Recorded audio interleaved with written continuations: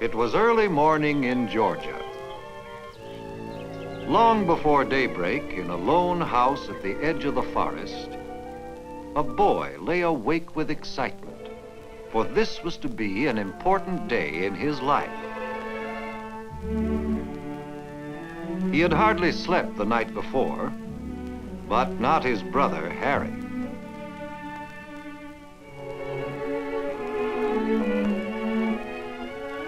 In all fairness, you couldn't blame Harry. For him, it was just another day of work.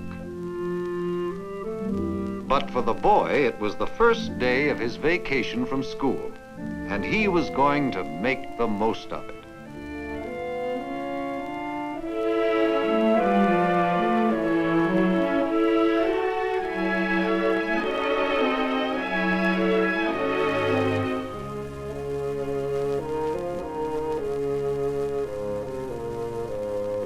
His father was still asleep, and he took care not to wake him. In the kitchen, his mother was making breakfast, and it would soon be ready. Though the boy and his family lived on a small farm, they were people of the forest. His father and brother made their living with the stroke of the axe and the pull of the saw. And today, for the first time, the boy was to work at their side in the forest.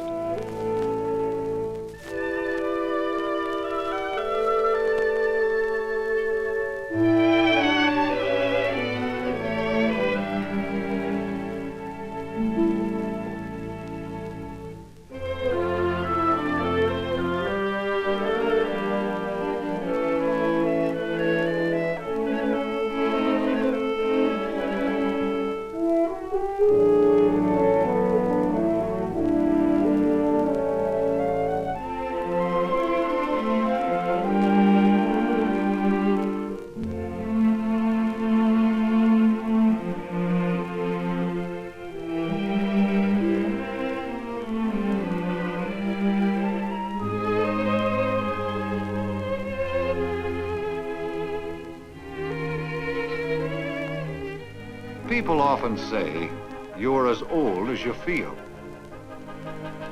Well, that day the boy felt like a man, and he was ready and anxious to prove it.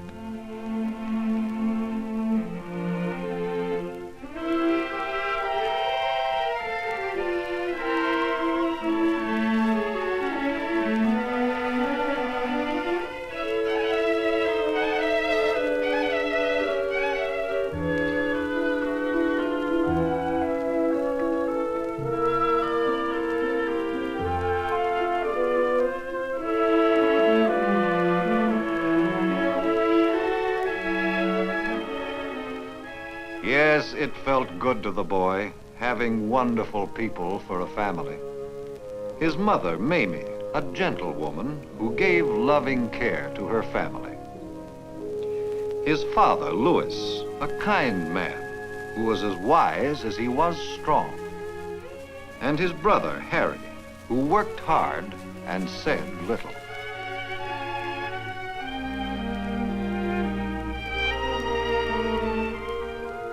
Together, they were the Hunter family. For over 80 years, the Hunter family has owned this farm.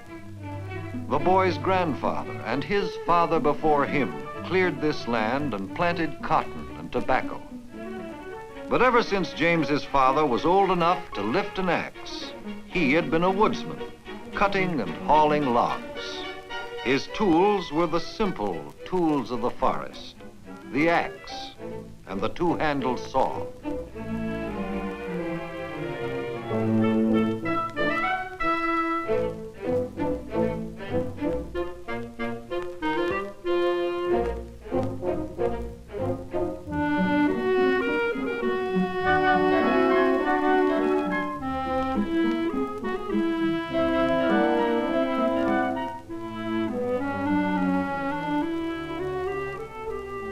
To James, like any other farm boy, there were two kinds of chores. Those he'd rather do, like harnessing the mare, and those he'd rather not, but did anyhow.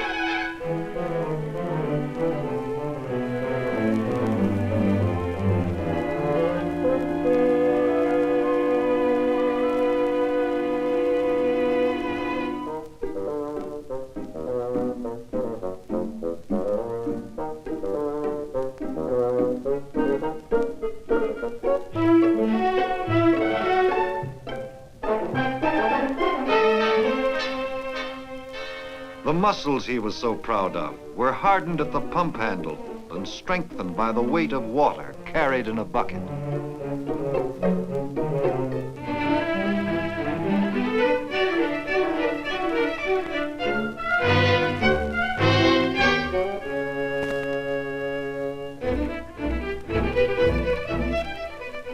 The hunters owned a truck for carrying the cut logs to the mill, and a mare called Lady, who dragged the heavy logs from the forest. The hunters have always worked for themselves, not for wages, and their earnings depended on how hard they worked.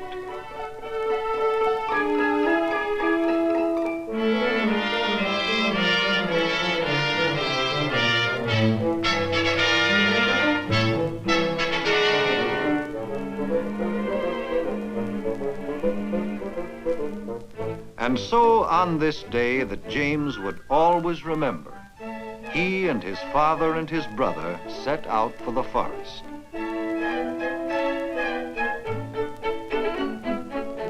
His chest swelled with pride, for today he felt like a partner in the firm of Hunter and Sons. As every morning, Lewis Hunter stopped down the road to talk to Archie Hodges and his helper, Adams.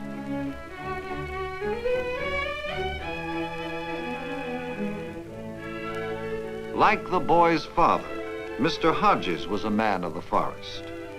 They were all good friends and neighbors, living by the code of the woodsman, respecting the unspoken pledge to help each other in time of need.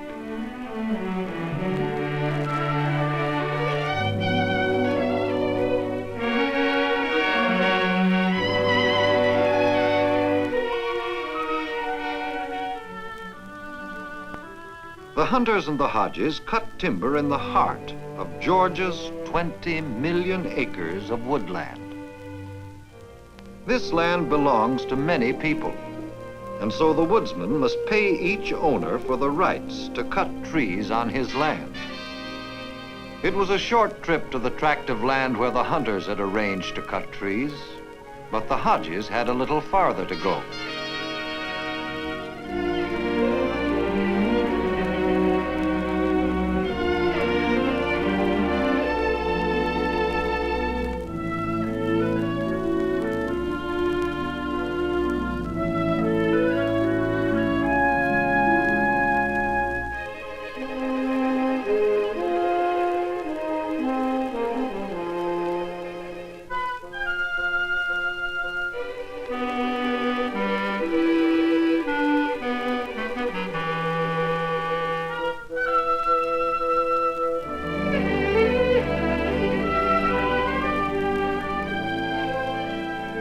The pine trees stood up into the sky, straight and tall. Among them were some full-grown, ripe for the woodsman's axe.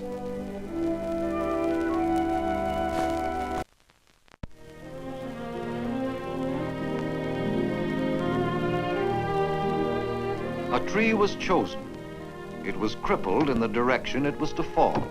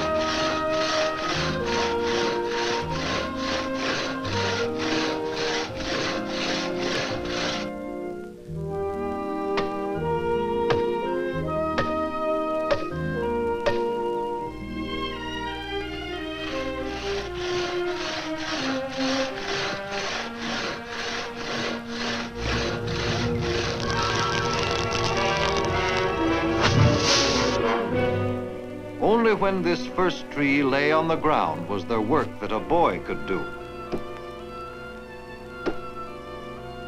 Limbing the trees might not seem important, but it was help to James's father and brother. Another pair of hands swinging an axe meant more trees felled, for the boy was doing something that yesterday and the days before his elders had to do for themselves.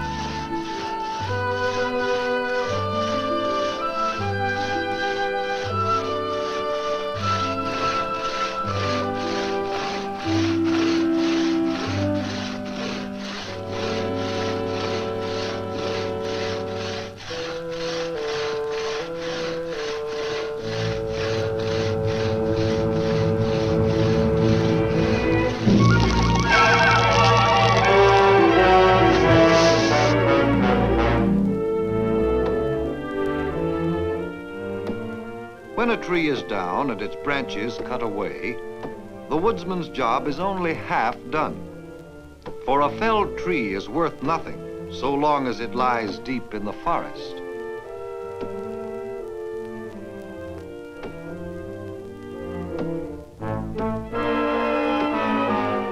They could not bring their truck to the fallen trees, but with ladies' help, the trees could be brought to a clearing near the road.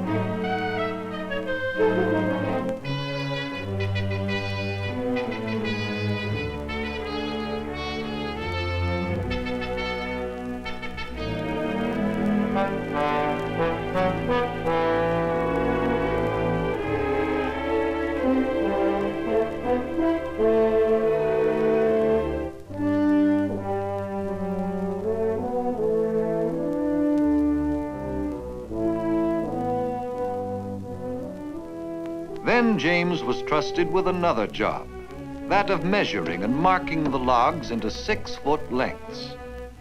That's the way logs for pulpwood are bought and sold in this timber country.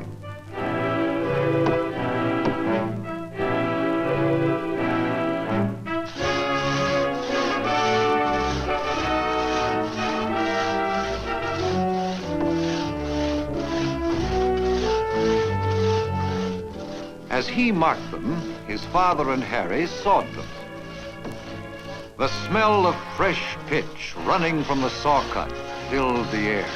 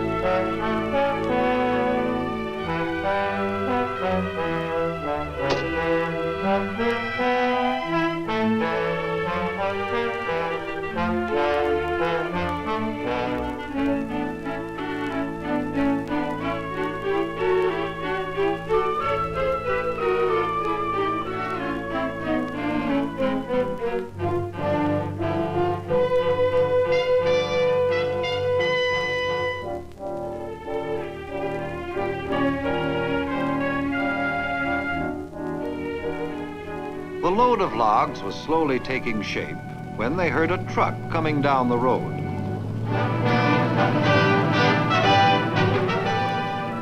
It was their neighbor, Archie Hodges, already on his way to the mill with a full load of logs.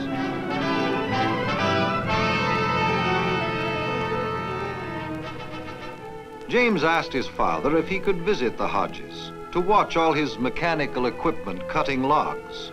But his father said later. Now there was work to be done.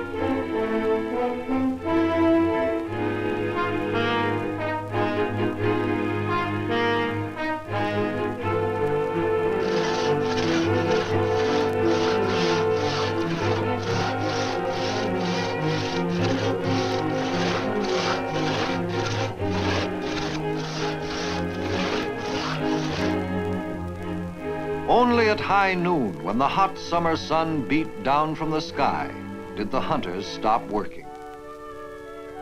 The time had come for lunch.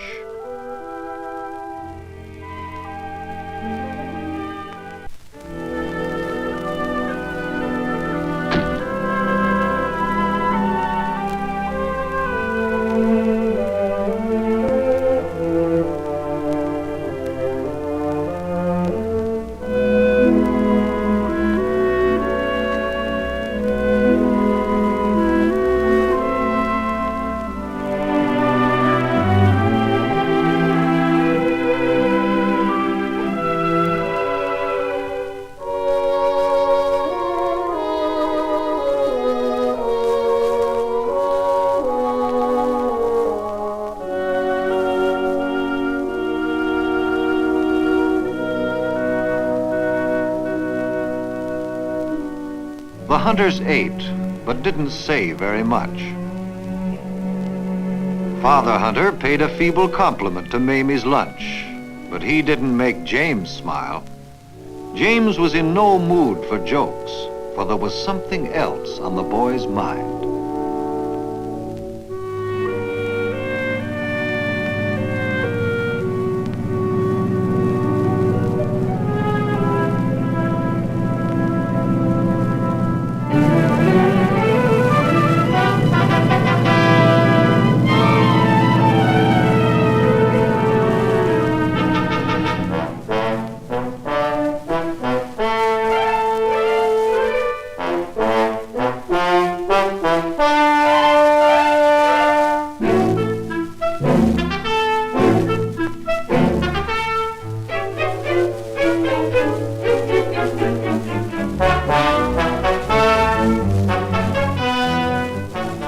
By mid-afternoon, most of the logs in the clearing were sawed and piled high on the truck.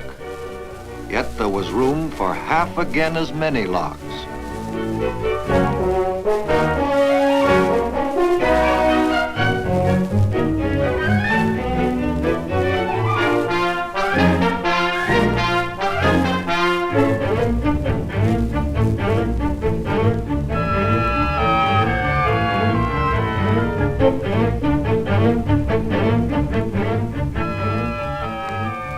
After working steadily since morning, nothing would have been more welcome than a rest.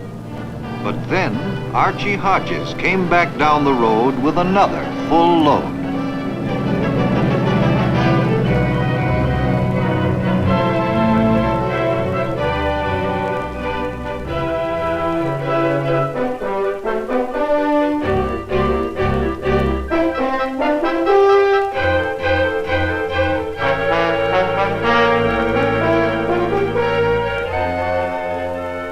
Among the trees in the clearing, one stood taller than the rest. Why not cut it since it was so close, the boy asked. But Father Hunter said no. The tree had been left standing for a purpose, and he explained what it was. The seeds in the cones that it dropped would take root, and the tree would be mother to a new forest.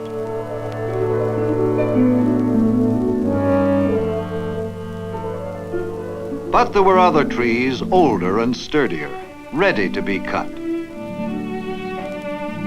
Waiting for his work to begin, James thought about Archie Hodges and how fast he was able to cut and load. James decided to visit the Hodges and watch them work.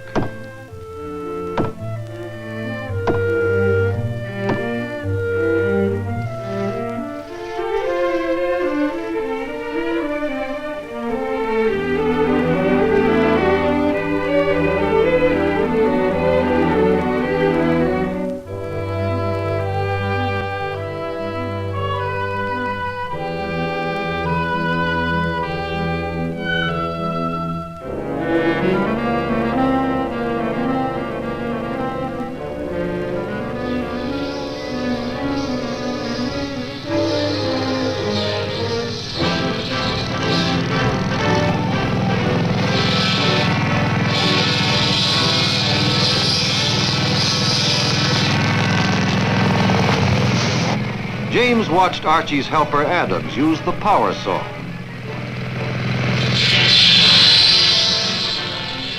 It cut through the trees like a knife through butter. With this power saw, it was no wonder that their neighbor felled 3 trees in the time the hunters cut 1 by hand. And instead of an aging horse, they used their tractor to drag the logs from the forest swiftly.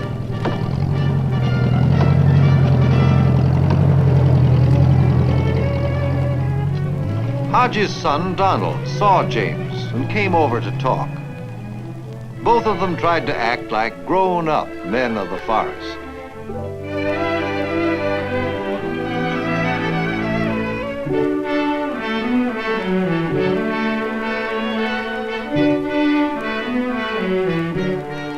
Donald's father came over and invited James to stay, but James said he had to leave.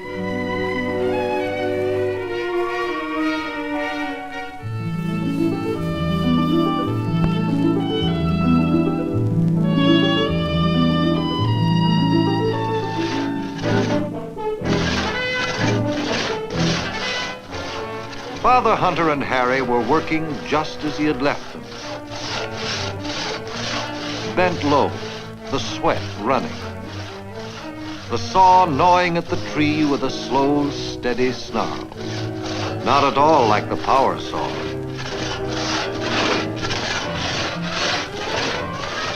The boy was sick at heart.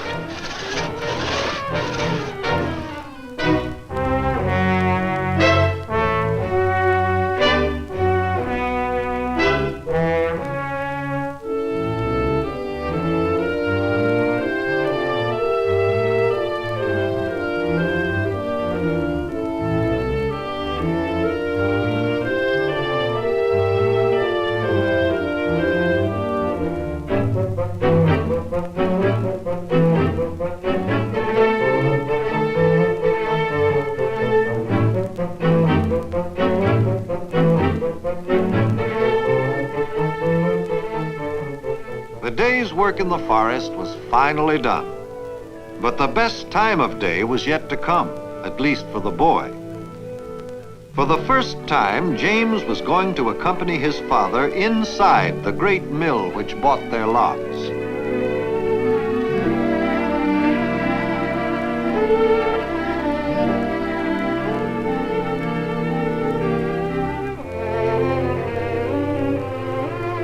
Big as it was, there was a friendly feeling about the mill. The boy's father was known and respected for the honest, hard-working man he was.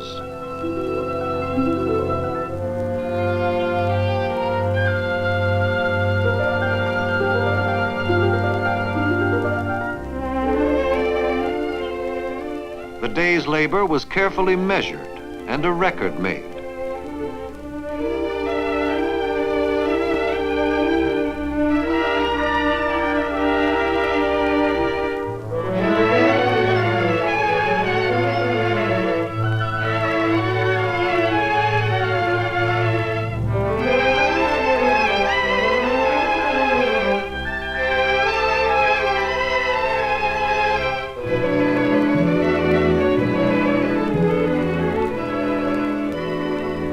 From the largest crane James had ever seen, a sling was lowered to cradle the load.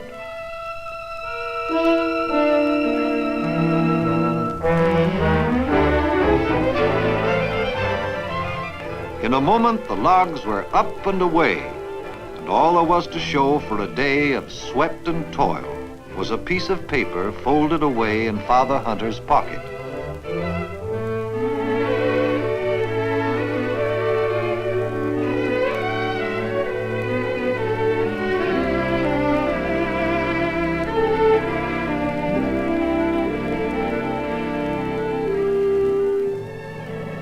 Father and son were on their way into the cashier's office when Tom Reese pulled up. He lived 10 miles up the road from the Hunters, but close enough to be called a neighbor. Even before the truck rolled to a stop, his power saw caught the boy's eye. People see beauty in different things. To James Hunter, that saw with its shiny blade and slim wheels was a thing of beauty. To Tom Reese, it meant something else. More logs with less work.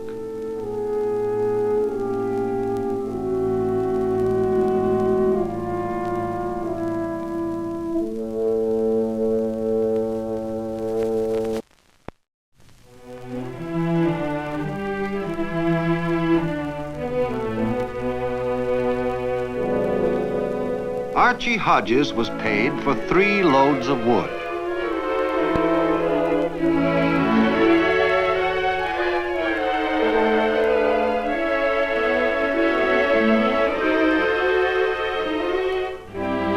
Tom Reese was paid for 3 loads of wood.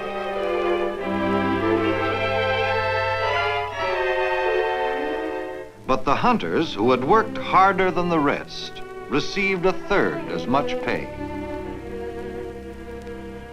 If the boy was sad for his father, there was no need to be. Lewis Hunter had courage. With your help, he joked, we'll soon be making twice as much. James finally asked his father, why couldn't we own a power saw like Tom Reese and Archie Hodges? His father had a ready answer. They couldn't afford it. A saw like Tom's cost a great deal of money, and they were still paying for their truck, which was the most essential piece of equipment for their work.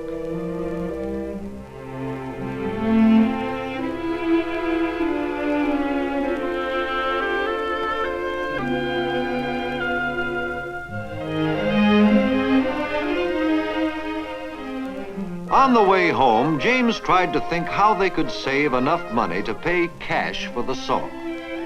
But the idea seemed impossible. He concentrated so hard on the problem that his father had to cheer him up.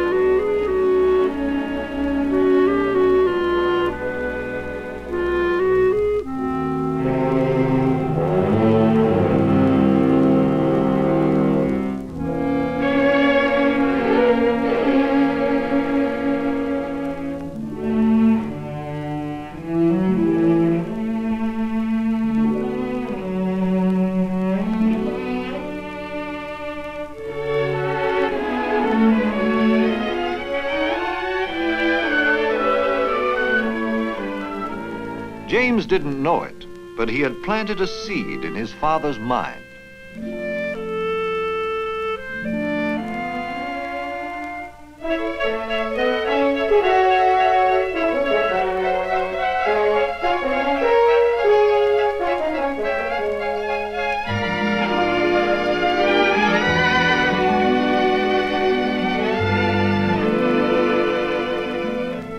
That evening, Father Hunter called his family together. He told them that as a group, they were living within their means, spending the joint earnings mostly for things that were needed. Seldom was there money for the extra things. So long as Hunter and Sons cut trees by hand, there was little chance of bettering themselves. With a power saw, they could triple their earnings. But to get a saw meant working harder and making sacrifices. The money belonged to all of them, so it was up to all to decide. On that summer evening that will live in the boy's memory, James knew what the family's decision would be.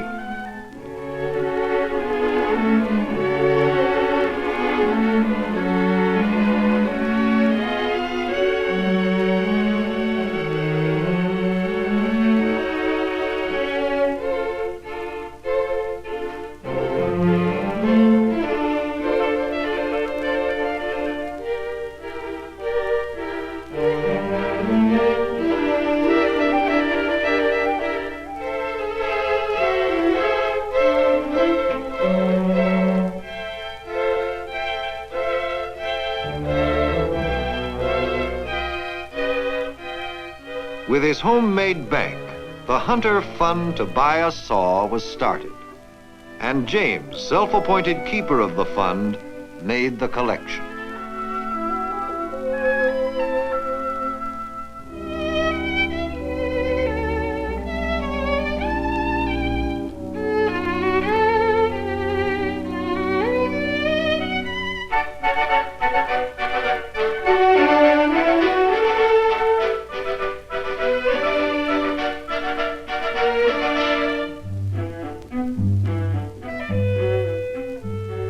Every Saturday, the hunters made a trip into town.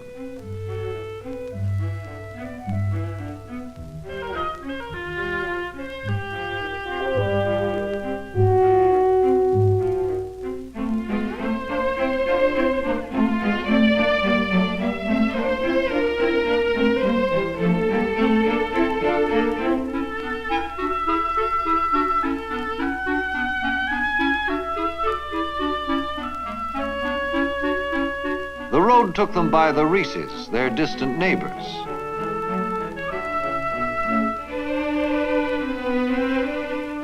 Tom's wife, Annie, had a sewing machine, much to the envy of all the women folk. Mother Hunter had put away a little money in the hopes of buying one someday, but now her savings were in the homemade bank.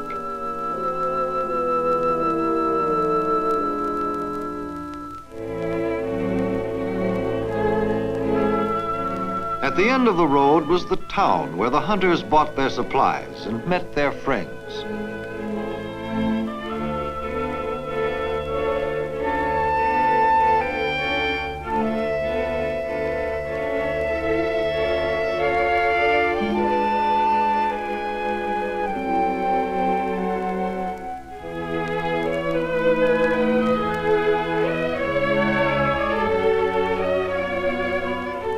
For Harry, there was one particular friend.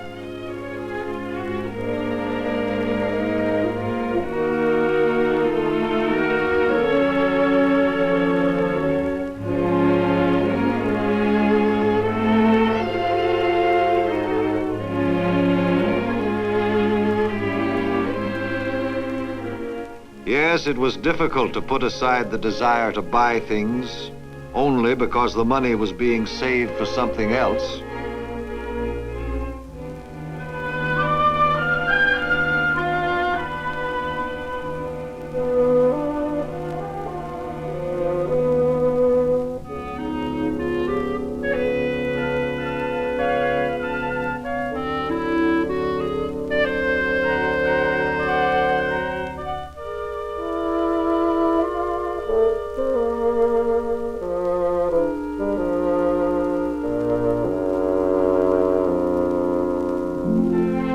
It was harder for Mother Hunter than any of the others.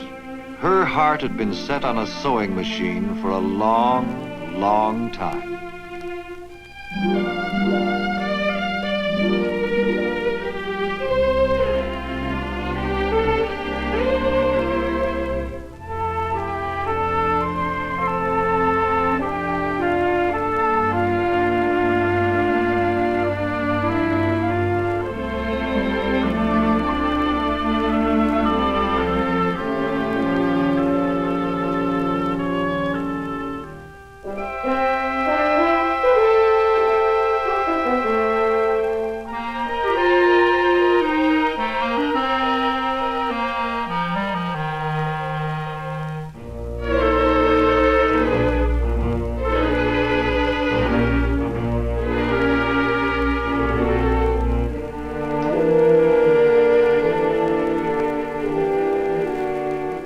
hunter soon discovered that shopping on her new low budget meant doing without some of the pleasant but unnecessary delicacies.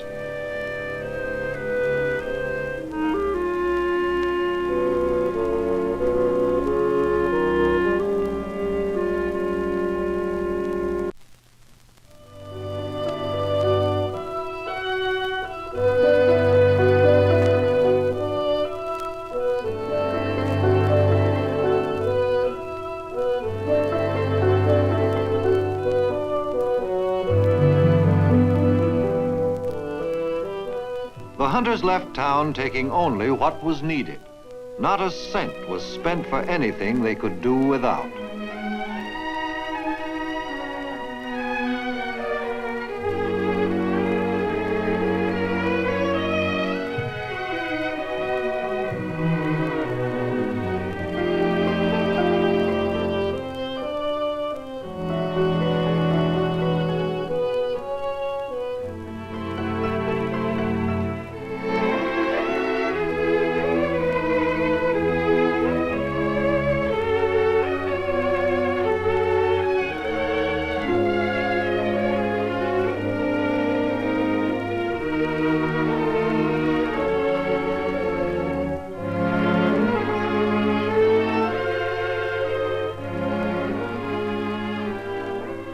Each coin dropped in the jar was a personal sacrifice.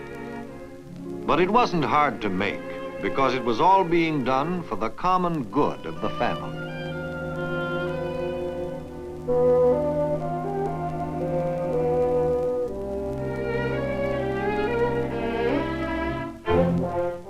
All through the summer, the hunters were in the forest by daybreak. With these extra hours, they toiled harder and longer.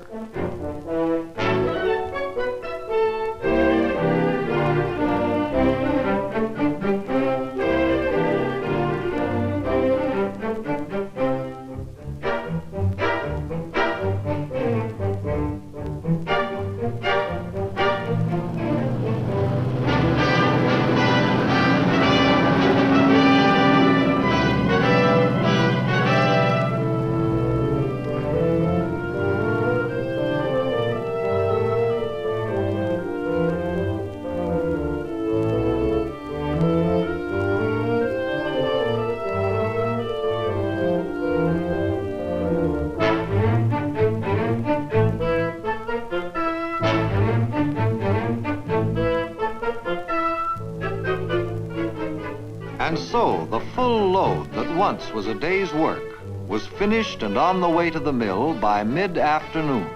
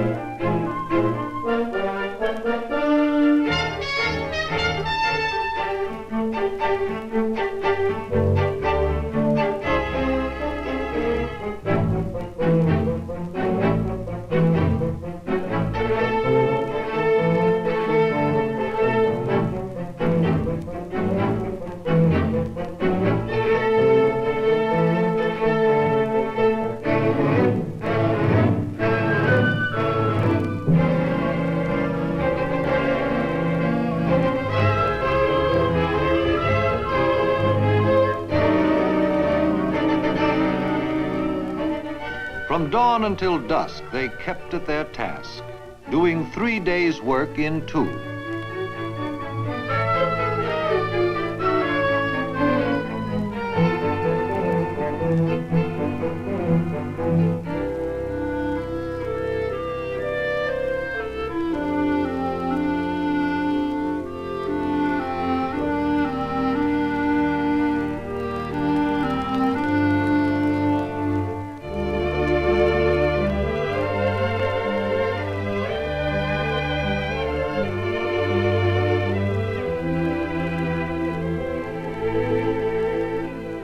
Hunter truck was always last at the mill.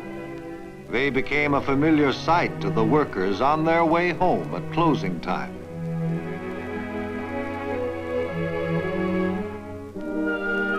And the man at the measuring station always greeted them with a smile, because he understood what they were trying to do.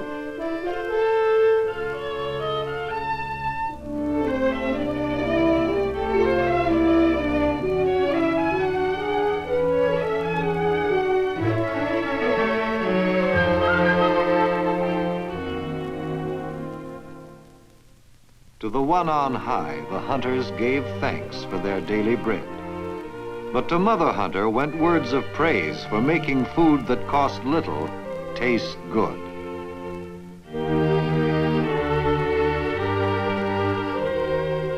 And after the meal, there was one extra course that gave more pleasure than cake.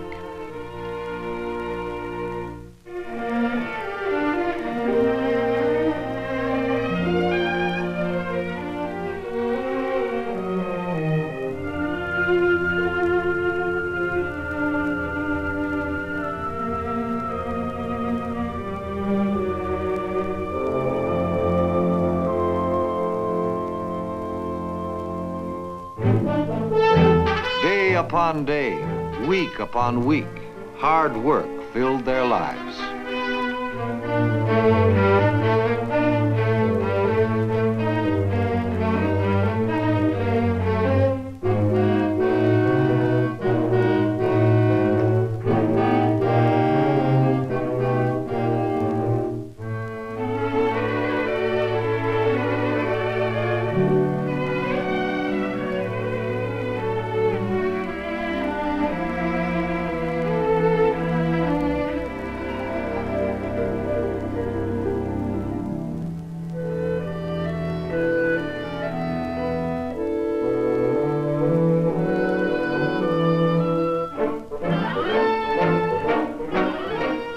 Each week passing put them closer to their goal, until one day,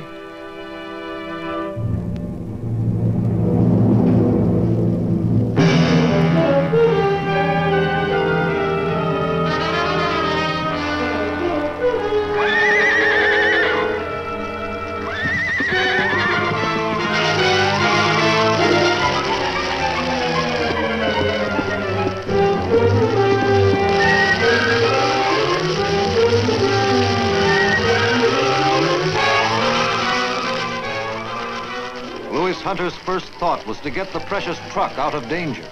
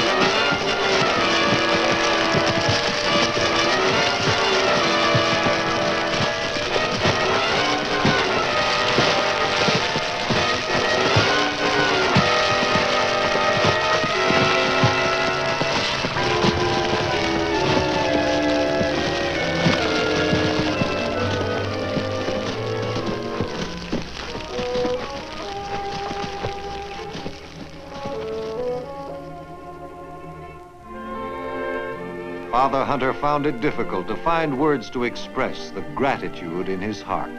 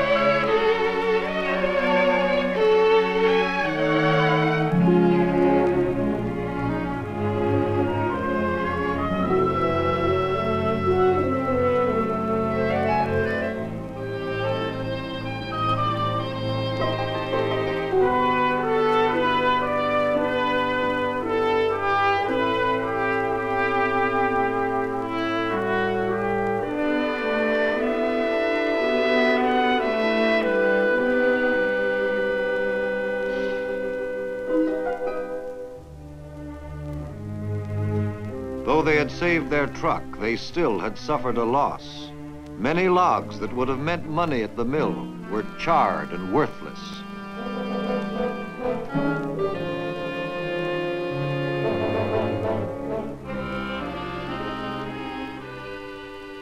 But Father Hunter was as sensible as he was good. So long as they had their strength, they could always cut more logs.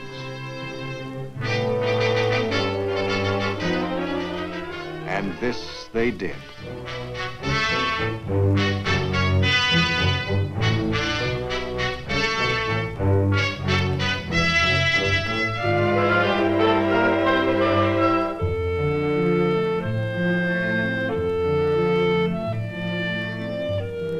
By the time the first jar was filled and set aside for the second one, the fire was dim in their memory.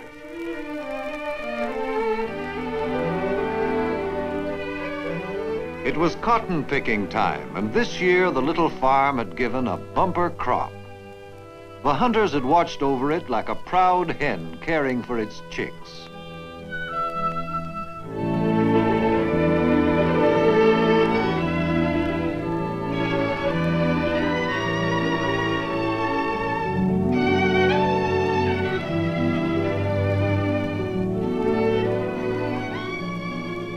The money was collected and went straight into the jar.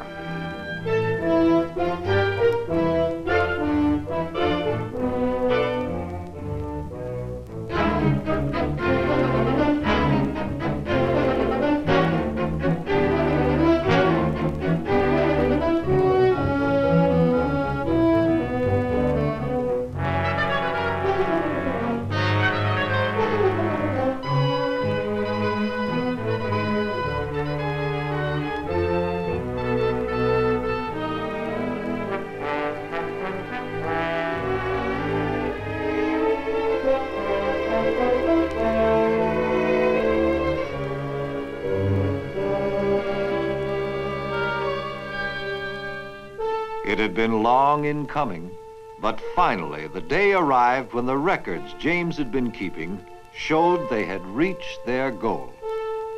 The hunters sat down to count the money they had earned and saved together.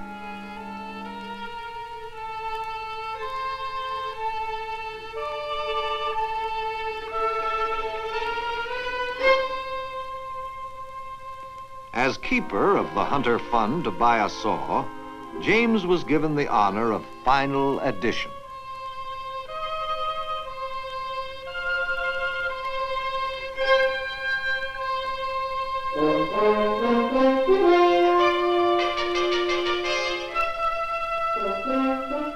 The sum of all those bills and coins gave the happy answer they wanted to hear all these months.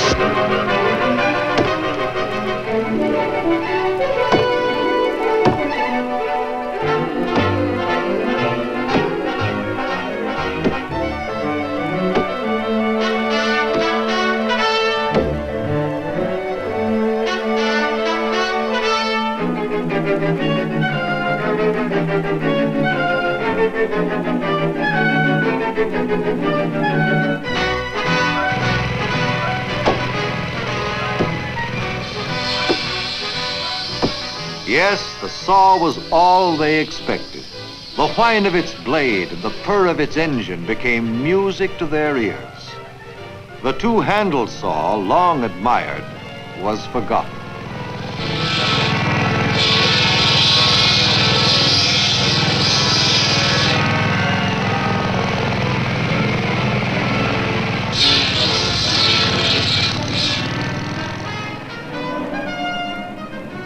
By continuing to work from daybreak to dusk, Hunter and Sons were able to deliver a load of logs to the mill 3 times each day.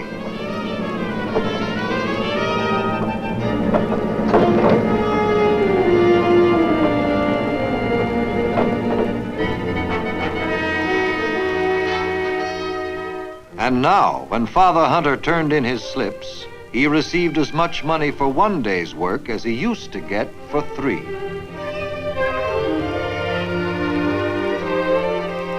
It was a good thing, good for all of them, and it showed in many ways.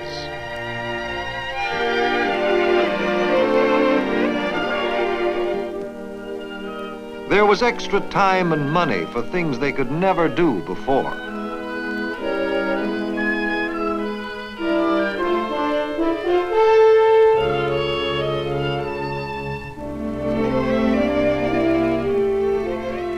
And when there was finally enough money, Hunter and Sons didn't forget an obligation long postponed.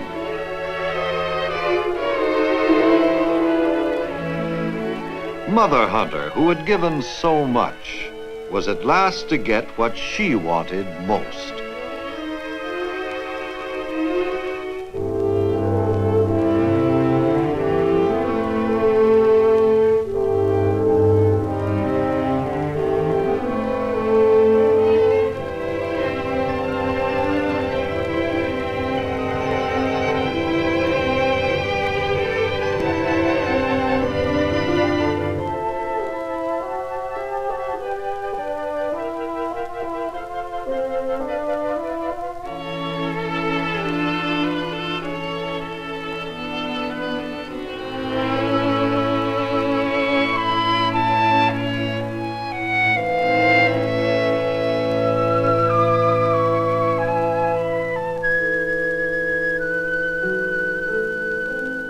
Father and Sons had never seen Mother Hunter happier, and because of it, they were all the happier.